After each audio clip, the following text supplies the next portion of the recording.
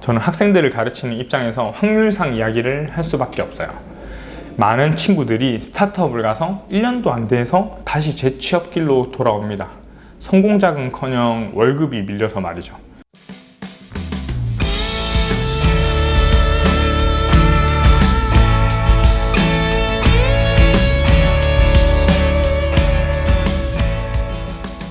안녕하세요. 게임 캔버스 9번일입니다.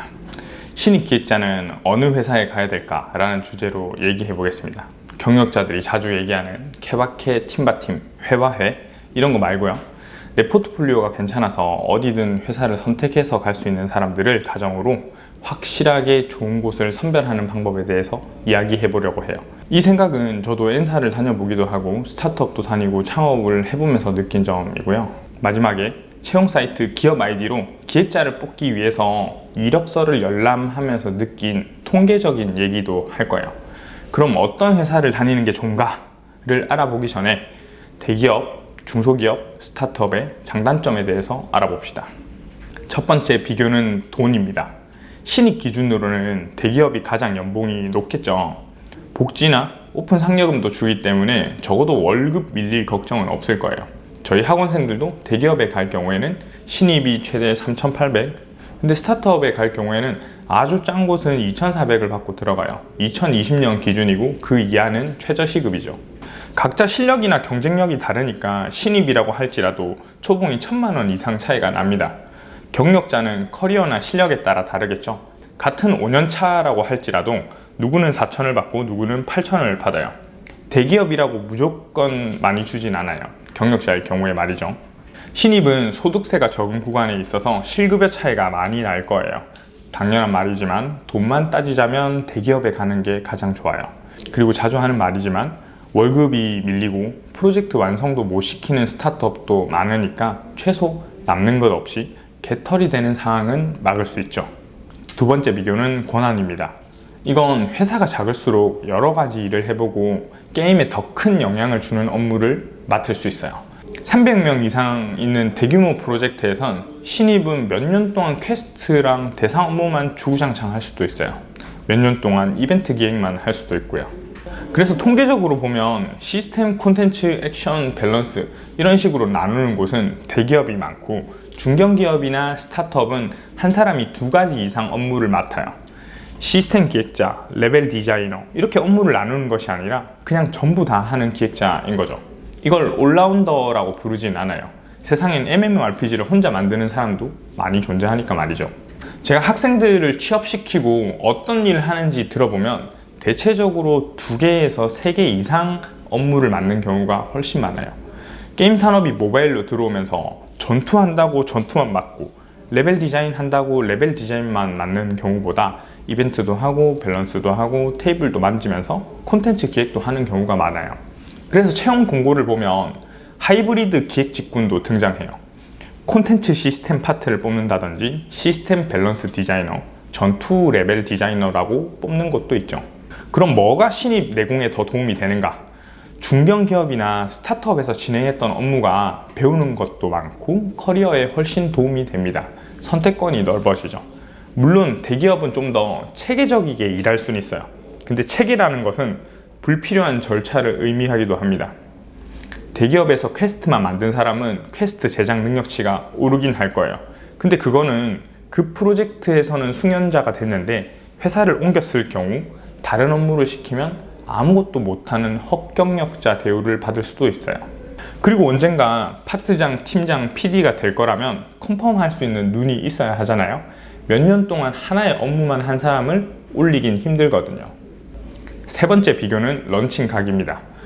여러분들이 라이브 팀으로 취업하는 것이 아니라면 런칭이 되느냐 안 되느냐가 커리어에 아주 큰 영향을 미칩니다.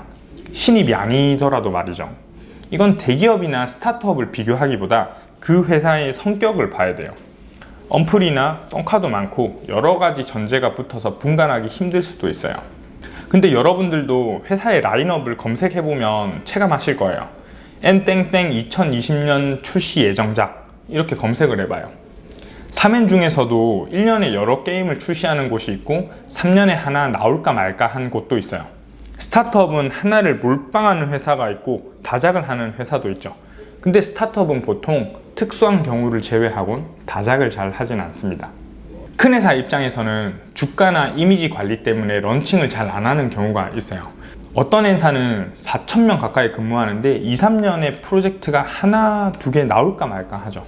그래도 주가는 오르지만 기획자의 커리어 입장에서는 아주 안 좋은 방향이죠. 그렇다고 돈 벌리지 않는 작은 게임을 여러 개 런칭하는 게 좋다는 건 아니에요. 이전 영상에서도 다뤘던 얘기인데 프로토타입부터 런칭까지 해본 경험이 기획자의 마인드와 시야를 아주 크게 바꿔줍니다. 이 말은 경력자들도 반대 의견이 없을 거예요. 근데 비교적 스타트업은 사활을 걸고 한두 개의 상품에 올인을 할 거예요. 어떻게든 런칭을 해서 차기작을 제작할 자금을 확보하기 위해서 영혼을 몰빵하겠죠.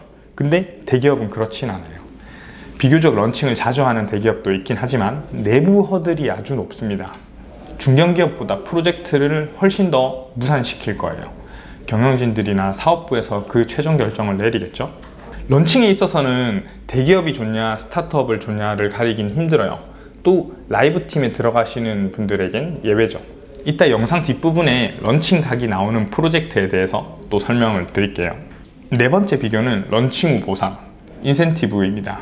인센티브를 너무 크게 기대하고 가는 것도 희망 파괴가 되어서 좋진 않아요.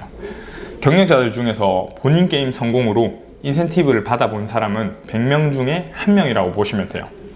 그 중에서도 수저 등급을 확 바꿀 정도의 인센티브를 받는 사람은 PD나 실장 이상급들이죠. 뭐 그래도 주는 건 주는 거니까 예전에는 몇천억 벌었는데 플스 받고 퉁친 사례도 있으니까 좀 나아진 거죠. 노조 같은 것도 생기고 게임 회사를 보는 눈도 많이 생겼어요. 블라인드라는 앱도 있고요. 근데 그 회사에서 인센티브 받는 사례가 아예 없거나 희망조차 보이지 않는다면 업무 보람이 나지 않겠죠. 이것도 대기업과 스타트업의 비교가 힘들긴 해요. 일반적으로 보면 대기업이 밥그릇이 많으니까 많이 나눠 먹고 스타트업은 밥그릇이 비교적 적으니까 내 몫이 많을 거다라고 생각은 할 수 있어요. 맞는 말이에요. 스타트업이 성공을 한다면 말이죠. 요즘 1일 3강으로 유명한 비님이 JYP를 떠난 것이나 힙합 가수들도 회사를 떠나서 새로운 소속사를 창업하는 걸 보면 다 비슷한 사례죠. 내가 이만큼이나 벌어다 줬는데 이거밖에 안 떨어져? 라고 생각하는 거죠. 근데 스타트업도 성공하면 많이 떨어질 것 같지만 내 돈 태워서 지분을 받거나 인센티브 계약서를 따로 쓴 게 아니라면 또 몰라요. 돈 벌리면 어떤 명분으로도 내보낼 수 있는 거라서 양아치 많잖아요. 인센티브는 큰 기대하지 맙시다. 프로젝트를 성공시켜서 그 커리어를 확보하고 인정받아서 이직을 하든 연봉을 올리든 투자를 받든 창업 추천은 아닙니다. 정리를 하자면 신입이 들어갈 수 있는 최고의 회사는 연봉을 많이 주고 권한이 커서 많이 배우고 런칭각이 보이면서 인센티브가 크고 보장된 곳. 뭐 그런 곳이 있다면 저도 알려주십시오. 학원 때려치우고 취업해야지. 연봉은 큰 회사의 경우에 공개된 곳도 많고 면접 자리 가서 얘기를 들어보면 어느 정도 판단할 수 있을 거예요. 그리고 회사 검색 사이트 크레딧잡 같은 곳에 들어가셔서 보셔도 돼요. 금감원이나 4대 보험 기준으로 하기 때문에 또 연차별 연봉도 나와 있어서 이 모수가 많다면 나름 신뢰 있는 데이터예요. 첫 연봉은 중요합니다. 그 회사에 남아있다는 가정하에 일반적으로 2,400을 받는 사람에게 다음 해에 3,000을 주지 않아요. 인사평가를 잘 받아도 2,700이나 2,800 주면 잘 높인 거죠. 그러면서 10% 넘게 올려줬다고 생색 낼 거예요. 런칭 후 보상은 아무도 장담을 못합니다. 인생 금액은 대회비이기도 하고 회사의 선례가 기사로 남아있거나 받았다는 사람이 몰래 얘기해주면 몰라도 회사의 첫 작품이라면 대표나 경영진의 판단에 따라 아주 천차만별이겠죠. 사람은 화장실 들어갈 때랑 나올 때 마음이 다른 법이라서 돈 벌면 잘해줄게를 너무 신뢰하면 안 돼요. 옛날 영상에서도 말했었죠. 약속이 아니라 계약을 하라고. 그럼 우리가 그나마 판단할 수 있는 거는 권한과 런칭 각이에요. 권한은 은근슬쩍 면접 때 물어봐도 돼요. 여기 기획자는 어디까지 일을 하냐고 말이죠. 처음 들어갈 때 동료들이 하는 업무들을 파악해보면 느낌이 대충 옵니다. 한 사람이 어디까지 업무를 맡는지 협업 툴이나 일정표를 보면 각이 나와요. 그리고 권한을 많이 주면 오히려 싫어하는 사람도 있어요. 실무 한 우물만 파고 결정권자가 되기 싫어하는 분들도 꽤 많죠. 그래서 권하는 이쯤에서 넘어가 보죠. 가장 중요한 건 런칭 각이죠. 우리는 탐정이 돼야 됩니다. 확실하게 알려면 빌드 마감을 해보고 동료들 피드백도 받아보고 PD나 실장, 본부장급들의 판단도 들어봐야 되겠죠. 방향성 없이 계속 갈아엎거나 영혼 없이 특정 게임을 베낀다거나 이러면 런칭이 빠르게 될 수는 있어요. 근데 욕은 오지게 먹고 커리어는 걸레짝이 되겠죠. 그리고 동료들이 잘하려고 하는 의지가 없으면 이것도 힘들어요. 어떤 이유에서든 리더에게 불만이 심하고 수동적이고 그냥 월급날과 퇴근 시간만 기다리면 게임이 나오질 않아요. 건강한 조직에서는 게임에 기여하기 위해서 내 영혼을 갈아 넣어요. 야근을 한다는 얘기는 아니고요. 시키지 않아도 제안하고 연구하고 일정이 나오면 스스로 누락된 걸 체크해서 대의를 위하고 토론을 하는 조직이 좋은 게임을 만든다고 생각해요. 근데 건강한 조직에서도 운석 하나가 큰 게 떨어지면 다 폭발되겠죠.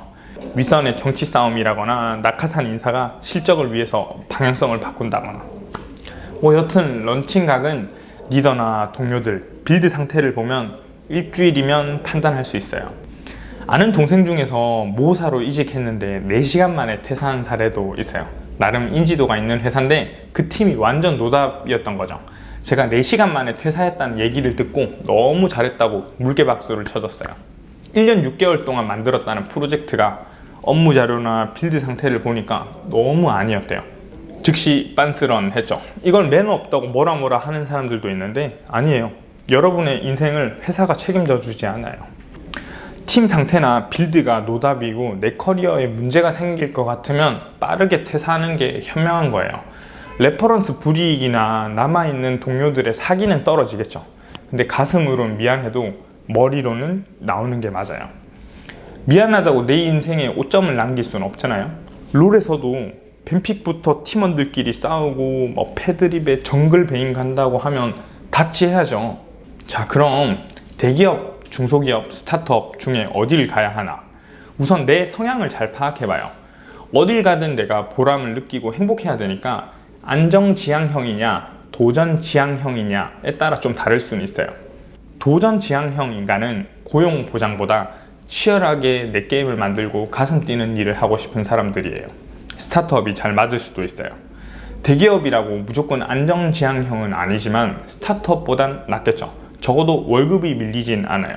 스타트업은 내 월급 밀릴 각오하고 가는 곳이에요. 제가 우리 학생들에게 그리고 신입들한테 추천하는 바는 그래도 갈 수 있다면 대기업을 가는 걸 추천해요. 시작 연봉의 중요성, 월급이 밀리지 않는 곳, 그리고 무엇보다 10년차 이상 경력자들의 거쳐갔던 회사를 보면 알 수 있어요. 채용 사이트로 10년 이상만 필터링해서 그분들의 최종 연봉을 보면 확률상 무엇이 나은지 답이 나와요. 대기업을 좀 많이 다니고 중견기업을 좀 다닌 사람은 스타트업만 계속 옮겨 다닌 사람과 같은 연차인데 연봉 차이가 아주 크게 나요. 근데 돈이 다가 아닐 수가 있어요. 그렇다고 작은 회사가 돈 말고 커리어를 만들어 주는 것도 아니잖아요. 확률상 대기업을 많이 다닌 경력자가 같은 연차에서도 2배 이상 연봉 차이가 날 수가 있어요. 회사는 유한 자원이에요. 대학교랑 똑같아요. 성적이 좋으면 서울대 연고대를 가야죠. 성적이 좋은데 지방대를 가신다고요? 과가 맞아서? 그럼 대학을 왜 가? 무한 자원은 내 시간이 효율이 나면 그냥 막 써도 됩니다. 회사는 유한하기 때문에 가장 큰 곳, 게임 성공 확률이 그나마 높은 곳부터 지원하는 게 맞아요. 만약 갈만한 대기업에 전부 떨어졌다면 연타를 친 중견기업이나 스타트업을 가세요. 계속 그렇게 눈높이를 낮춰가는 거예요. 연타는 무슨 말이냐면 첫 성공은 운빨일 수도 있어요. 그리고 첫 성공했을 때 개발자들이 전부 다 나간다면 거기서 성공은 멈출 거예요. 근데 연속 성공, 2번 홈런을 쳤다. 그거는 그 회사의 실력이에요. 그런 곳이 진짜입니다. 신입이 아무런 성공작도 없는 스타트업에 가야 하는 상황은 정말 갈 곳 없어서 절박한 상황, 혹은 도전지향형, 월급 밀리는 걸 감안하고 내가 받는 것이 적더라도 내 성장과 회사의 성장을 같이 이루고 싶다면 가도 괜찮습니다. 저는 학생들을 가르치는 입장에서 확률상 이야기를 할 수밖에 없어요. 많은 친구들이 스타트업을 가서 1년도 안 돼서 다시 재취업길로 돌아옵니다. 성공작은커녕 월급이 밀려서 말이죠. 경력자도 마찬가지예요. 스타트업에 가야 하는 상황은 내 역량으로 기업을 키우겠다는 마인드로 가는 거예요. 월급 받고 안전하게 일할 거면 공무원을 해야죠. 마지막에 스타트업의 안 좋은 점만 얘기해서 기분이 찜찜하네요. 좋은 스타트업도 국내에 많습니다. 아까 이야기했던 연타를 친 스타트업, 성공작이 없더라도 멤버들이 어벤져스급이라서 큰 투자를 받은 곳. 근데 전 확률로 얘기할 수밖에 없네요. 스타트업은 제품의 완성이 된다고 하더라도 넘어야 될 산이 너무 많죠. 요즘 마케팅비가 1, 2억에 끝나는 것도 아니고, 만약 이 영상을 보는 당신이 회사를 고를 수 있는 상황이라면 자신한테 맞는 그런 회사가 분명 있을 거예요. 당신의 커리어가 높은 확률로 빛날 수 있는 방향을 선택하길 응원합니다. 이상입니다. 대의를 위해서